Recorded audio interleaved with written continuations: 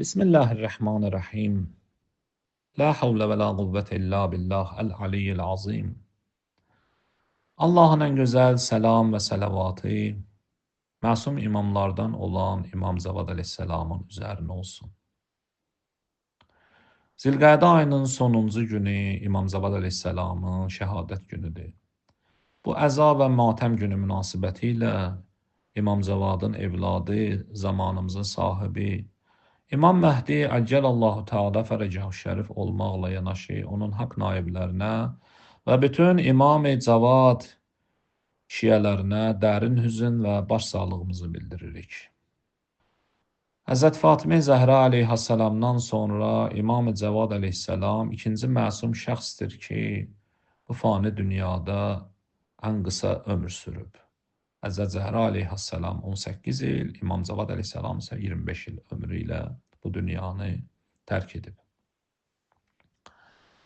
Hicr qəməri təqviminin 220-ci ilində Abbasi hökmdarlarından olan, hakimlərindən olan Mu'təsim qurduğu bir hilə ilə İmam Cavad əleyhissalamın xanımının vasitəsilə İmam Cavadı zəhərlətdirir və İmam Cavad əleyhissalam bu zəhərlənmənin nəticəsi İmam Cavad əleyhissalamı şəhadətə çatdırır. İmamların 250 illik həyat boyunca, tarix boyu sual doğuran və həmişə müzakirə olunan məsələlərlə biz qarşılaşırıq. İmam Cavad əleyhissalamın Məmunun qızı Ümmül Fəzl ilə ailə qurması, evlənməsi bu növ məsələlərdəndir ki, bir sıra tarixi suallar meydana çıxdığı kimi İmam Cavad əleyhissalamın da Məmunun qızı ilə niyə evləndi, Ümmül Fəzl ilə evləndi? Bir halda ki, İmam məsumdur, bir halda ki, İmam qeyb elminin sahibidir, gizli elmləri bilir, möcüzə sahibidir, kəramət sahibidir. Və biz burada istəyirik ki, bir mötərizədə tarixi bir faktı qeyd eləyək.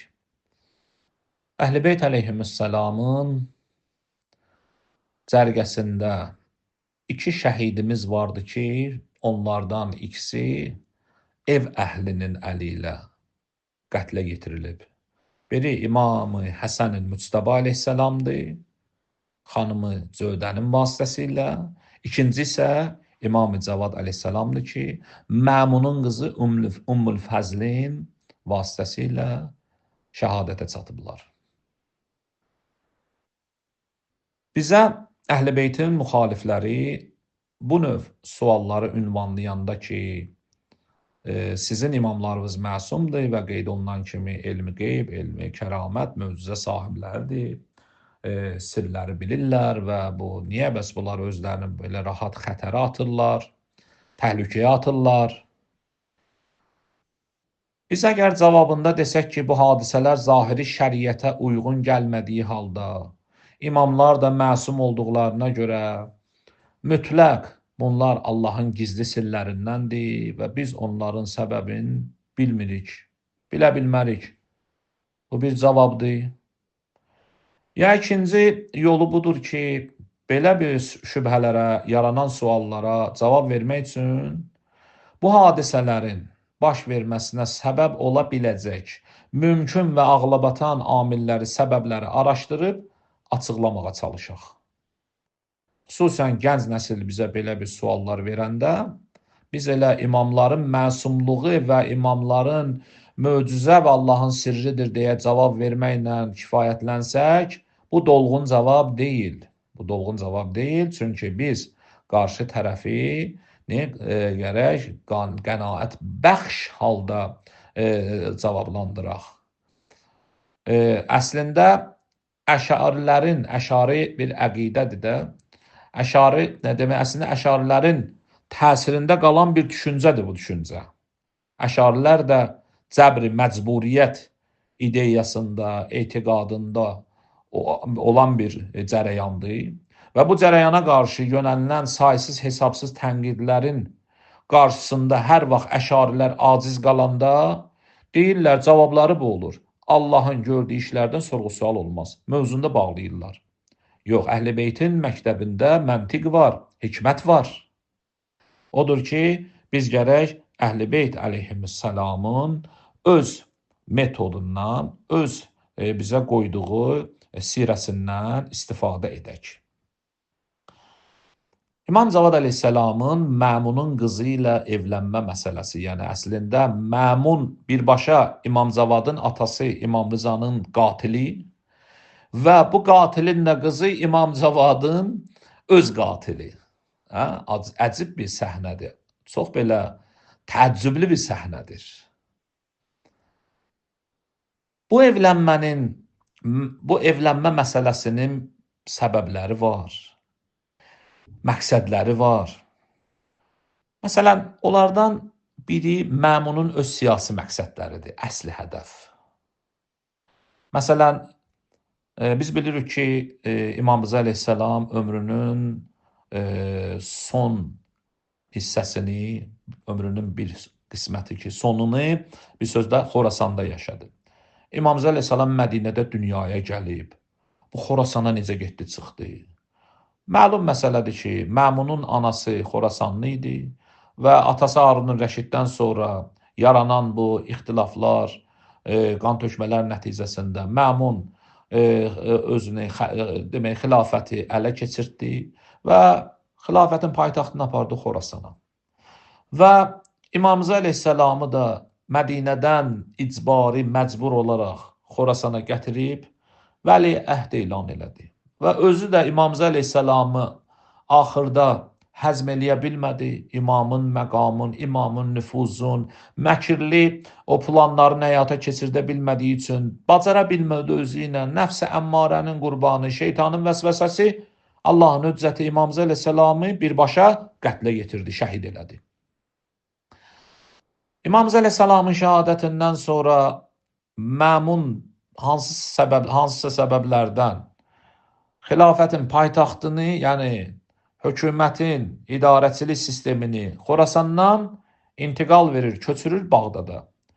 Məmun Bağdada gələndə Xorasanda eşitdiyi bəzi səda, bəzi sözlərin Bağdadda həqiqətlərini hiss eləməyə başladı. Bu nə idi? Bu ondan ibarət idi ki, İmam Rızanın şəhadətində bütün şiyələr hər yerə ki, hansı əraziyə, hansı bölgəyə İmam Rızanın şəhadət xəbəri çatırdı, hər kim eşidirdi bu məsələni, birbaşa burada Məmunu müsəlmanlar ittiham eləyirdilər, Məmunu qatil adlandırırdılar. Məmun bunu Xorasanda o qədər hiss eləmirdi, amma Bağdadda hiss elədi. Və Bağdadda bunu hiss eləyəndən sonra Məmun yeni bir fikrə düşür. Mötəzilər arası bunu deyək ki, Məmun Əbbasilər xilafətində, hökümdarları arasında daha doğrusu uzaq görən, zirəng və siyasətçi birisi idi. Özünün bir xüsusiyyəti var idi, seçinirdi. Ona görə də hətta atası Harun Rəşidin də Məmuna bir xüsusi bir nəzəri var idi. Məmun necə İmam Rıza əleyhissalamı saraya gətirirdi və saraya gətirdi, şəhid elədi və sonra gördü ki, Bağdadda bu işin demək, acı ağrısı yaşanır, iş çox xarabdır və iş çox yaşdır və nə etməlidir? Yeni bir hilə, yeni bir plan həyata keçirməli idi ki, İmam Cavad əleyhissalamı Mədinədən o gənc yetkinlik vaxtında Bağdada gətirmək. Məmunun siyasi məqsədləri. Həm İmam Rızanı öz yanına gətirdi, həm də İmam Cavadı. İmam Cavadı öz yanına gətirdi. Bir neçə il sonra İmam Cavadı məcbur öz qızı Ümmül Fəzl ilə evləndirdi. Növbəti bir məqsədi Əhl-i Beyt əleyhissalamın ki, necə bu saraya yaxınlaşdırırdı. Bir hədəfi bu idi ki, Əhl-i Beyt əleyhissalam sarayada olanda, saraya yaxınlaşanda Əhl-i Beytin o müstəqil, azad, təsirli fəaliyyətlərinə bariyer, maneə yaradırdı. Bir cəhətdən məsum imam daim nəzarətdə olur. Şiə cəmaatına da bu halda deyirdi ki, mesaj verir. Şiə bu halda mesaj verir ki, imam da bizimlədir, razıdır. Və bir cəhətdən də Əhl-i Beyt imamlarının ictimaiyyətdə nüfuzunu zəiflədir. İmam-ı Cavad əleyhissalam Məmunun siyasi mövqeyinin möhkəmlənməsinə, o düşmüş nüfuzu yerinə qaytarmaq üçün yeni bir üsul oldu Məmun üçün. Məmun burada öz qızını Ümmül Fəzli verdi qabağa. Niyə? Çünki hesabladı, gördü ki, ən yaxşı çıxış yollarından biri də imamı daim nəzarətdə saxlamaq, kontrolda saxlamaq yollarından biridir ki, bir hansıdır? Öz qızını imamın evinin içində olmasıdır. Məmun İmam Cavad əleyhissalamı Mədinədən Bağdada dəvət edir. Və bəhbəhlə, cəhcəhlə İmam Cavad əleyhissalamı demək Bağdadda qarşılayır.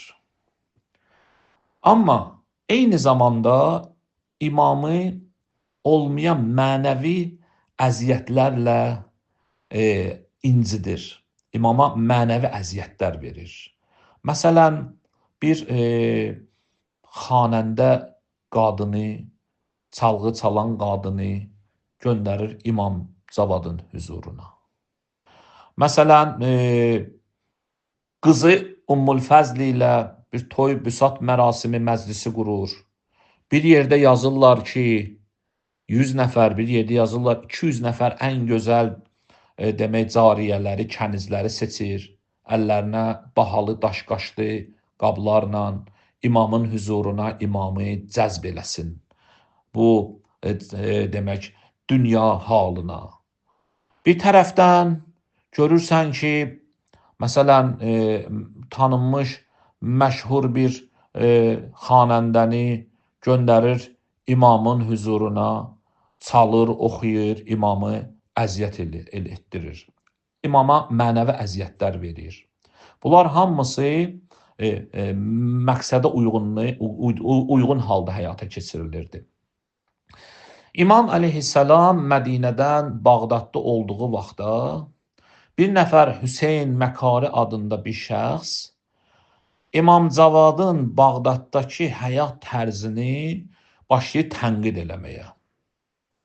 İmama deyir ki, bu Hüseyn imama deyir ki, bu nə həyatdır sən yaşayırsan?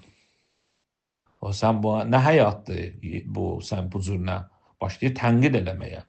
İmam cavab verir ki, ey Hüseyn, Mədinədə Allah Rəsulunun hərəminin yaxınlığında arpa çörəyi ilə duz yemək mənim üçün Bağdadda gördüyün hər şeydən daha dəyərlidir. İmam Cavad hər kim saraydan xaricdə, sarayın kənarında imamın yaşayış tərzini əgərləri tənqid etməyə, qınamağa başlayırsa, imam açıq şəkildə sükut etmir, tənqid edir və öz mövqeyini bildirir ki, bu həyat mənim həyatımdır. Və İmam əleyhissalam neynir? İmam əleyhissalam Ümmül Fəzli ilə evləndikdən bir müddət sonra Bağdaddan dönür hara? Dönür Mədinəyə. Siz təsəvvür eləyin.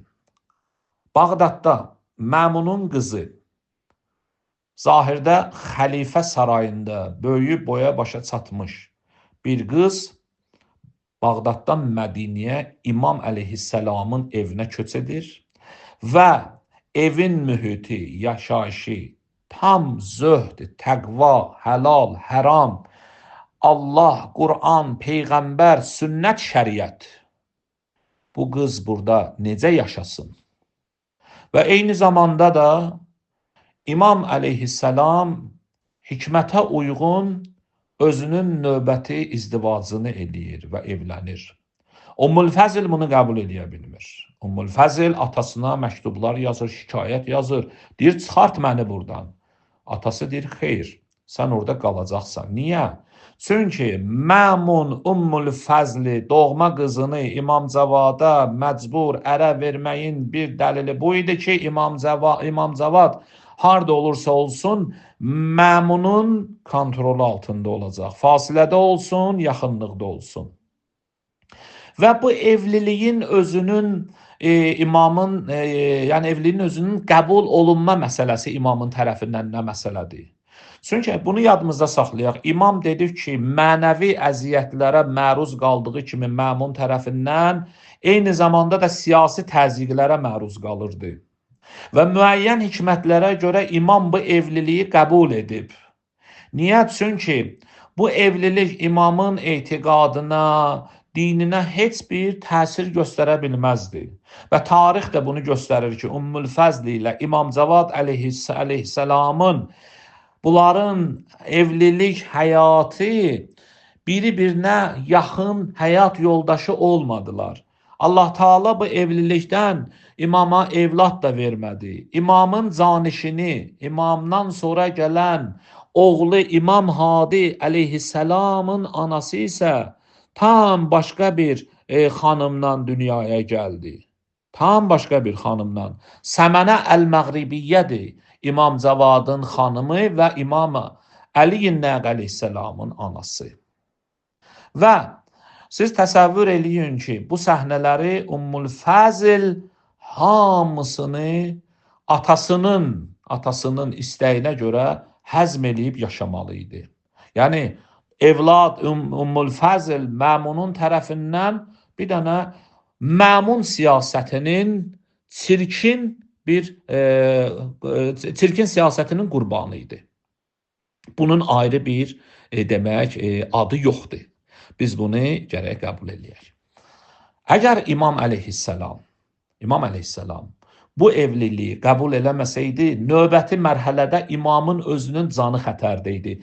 İmam necə öz canını xətərə verə bilər ki, baxın indi hikmətə.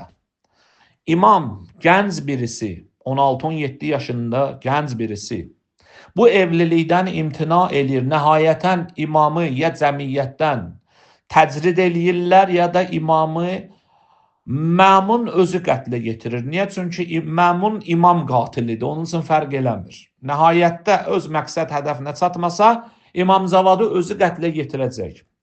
Amma görək İmam Cavad qətlə yetirilsə, Allahın yer üzündə höccəti nə olacaq? İmam Hadi əleyhissalam hələ dünyaya gəlməyib. Niyə? Çünki İmam Cavad əleyhissalam hələ İmam Hadinin anası ilə evlilik həyatı qurmayıb. Və İmam əleyhissalam burada da növbəti vilayətin demək məsləhətini və hikmətə əsasən İmam əleyhissalam bu evliliyi qəbul eləyir və Məmunun qızı Ümmül Fəzl ilə ailə həyatı qurur. İmam əleyhissalam, bütün imamlar, bütün Əhl-i Beyt əleyhissalamın ümumi halda bir dənə siyasətə yanaşma bir tərzi var. Buna diqqət eləyək. Biz bu mövzuda ya ifratdayıq, ya təfriddəyik. Ya biz tam siyasətdən uzaq düşmüşük, ya da tam siyasətin içində batıb qalmışıq. İmam Əhl-i Beyt əleyhissalamın siyasətə yanaşma tərzi tam fərqlidir. Əhl-i Beyt əleyhissalam başda Ağa Rasulullah sallallahu aleyhi və aleyhi və səlləm olmaqla heç vaxt siyasətdən uzaq qalmayıblar. Heç vaxt. Və heç bir zamanda tam siyasətin demək dəryasında qərq olmayıblar. Bəs nə idi bu? Əhl-i Beyt əleyhissalam siyasi hadisələri elə şəkildə yönəldirdilər ki, din və haqq yolu qorunsun. Biz də siyasi hadisələri elə şəkildə yönətməliyik ki, Əhl-i Beytdən dərs almalıyıq, din və haqq yolu qorunsun. İmam Cavad əleyhissalamın bu evliliyi də bu çərçivədə baş tutdu. Bax, bu prizmadan bu məsələyə baxmaq lazımdır. O ki, qaldı ki, sual eləyirlər ki, İmam əleyhissalamın ki, bəs Məsum imam sual eləyirlər ki, bəs imamlarımız, imamlar öz aramızda danışaq. Bizim imamlarımız gələcəkdən xəbərləri var, qeyb elmi, gizli elmlər, kəramət, möcüzə, məsum, yer üzündə baş verəcək hadisələrdən xəbərdar olurlar, bəli. Bəs necə olur ki, özlərini belə bir vəziyyətə salırlar və belə bir evliliklərə razı olurlar ki, axırda onların şəhadətinə gətirib çıxarır?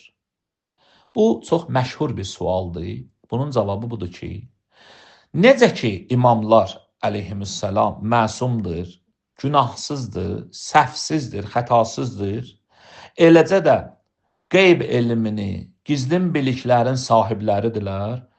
Bu mövzuda bizim iman gətirdiyimiz Peyğəmbərin haqq canişinlərinə nisbətən heç bir şəkki, tərdidimiz yoxdur bizim.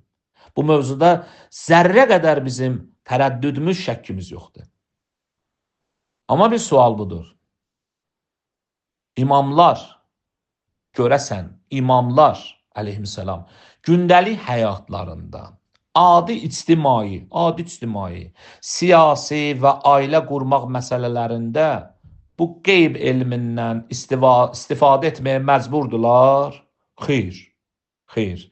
İmamlar da sıravi insanlar kimi hikmətə əsasən davranırlar və imamların Peyğəmbər başda olmaqla bütün Əhl-i Beyt məsumların rəftarı, onların əf'alı, işləri bizim üçün ülgüdür və biz tabeyik. Bəs qəti şəkildə bir cavab verir, xeyr, onlar adi ictimai, siyasi, ailə qurmaq məsələlərində qeyb elmindən istifadə etməyə məcbur deyirlər. Niyə? Çünki əgər imamlar daim qeyb elmi ilə hərəkət etsəydilər, nə onların fəziləti və üstünlüyü insan kimi qəbul olunar, nə də onlar bəşəriyyət üçün bir nümunə və örnək olardılar. Necə? Dəlili budur ki, o fəzilət, yalnız elə fəzilət, daha doğrusu elmi qeybə əməl edələr və möcüzə kəramətlə yaşayalar, o şey ki bizlərdə yoxdur, bizim üçün necə ülgü ola bilər? İmamlar, Peyğəmbər bizlər üçün o cəhətdən ülgü nümunədirlər, örnəkdirlər ki, onlar bizim dərk elədiyimiz, Allah onları yaradıb insan vücudunda, insan simasında, cəmiyyətdə, ictimaiyyətdə insanlar kimi olsunlar, insan olsunlar, insandırlar da və onlar bu baxımdan bizim üçün nümunədirlər, ülgüdürlər. Odur ki, deyirik ki, çünki əgər imamlar həmişə qeyb elmi ilə hərəkət etsəydilər və onların fəziləti və üstünlüyü insan kimi qəbul olunmazdı, nə də onlar bəşəriyyət üçün, insan üçün bir nümunə olardılar. Allah rəhmət eləsin, Əllamə Təbətəbai ağaya bu məsələyə açıq şəkildə toxunaraq bir qeyd vurur. Deyir ki, imamların qeyb elmi onların üzərinə heç bir xüsusi məsuliyyət qoymur. İmamların qeyb elmi onların üzərinə bir xüsusi məsuliyyət qoymur. Ki, baş verəcək hadisələrin qarşısında onlar qeybi elmlə hərəkət etməyə məcbur olsunlar. Məcbur deyirlər və baş verəcək hadisələrin qarşısında imamlar qeyb elmi ilə hərəkət etməyə borclu deyirlər. Allaha and veririk. İmam-ı Cavad əleyhissalamın haqqı hörmətinə imamlarımızın, Əhl-i Beyt əleyhissalamın sirəsini tanımaqda, dərk etməkdə bizləri mərifət sahiblərindən qərar versin. Bu dünyada İmam-ı Cavad əleyhissalamın mübarək qəbrinin ziyarətini bizlərə mərifət ilə, qiyamətdə də o ağanın şəfaətini bizlərə nəsib eləsin. Allah gələn günlərimizi İmam Cavad əleyhissalama xatir, evladı İmam Məhdinin zuhuru ilə xeyrə mübəddəl eləsin. Allah əmanət olun.